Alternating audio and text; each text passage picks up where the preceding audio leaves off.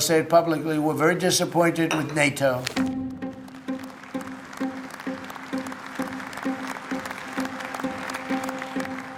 We have a concrete plan for all allies to spend 5% of GDP on defense. You said you would clarify your stance on Article 5 just yesterday. Is that something you can explain I stand today? with it. That's why I'm here. If I didn't stand with it, I wouldn't be here. So you would defend countries even Well, if what they did don't I pay just out their say? fair Yes, share? of course. Why would I be here? In a very historic milestone this week, the NATO allies committed to dramatically increase their defense spending to that 5% of GDP, something that no one really thought possible. And they said, you did it, sir, you did it. Well, I don't know if I did it, but I think I did. I think NATO's making a very foolish mistake. And I've long said that, I wonder whether or not NATO would ever be there for us.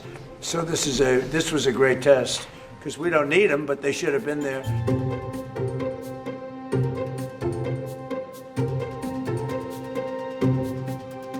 And then in the case of NATO, they don't want to help us defend the strait, and they're the ones that need it. But now they're getting much nicer because they're seeing my attitude. They're getting much nicer. But as far as I'm concerned, it's too late. UK wants to send aircraft carriers now. And I said, I want the aircraft carriers before the war. I don't want them after the war is won. One thing, we're very disappointed, I'll say it publicly, we're very disappointed with NATO, because NATO has done absolutely nothing. I said 25 years ago that NATO's a paper tiger, but more importantly, that we'll come to their rescue, but they will never come to ours. I think a tremendous mistake was when NATO just wasn't there. They just weren't there. It's going to make a lot of money for the United States, because we spend hundreds of billions of dollars a year on NATO, hundreds of protecting them. And we would have always been there for them. But now, based on their actions, I guess we don't have to be, do we?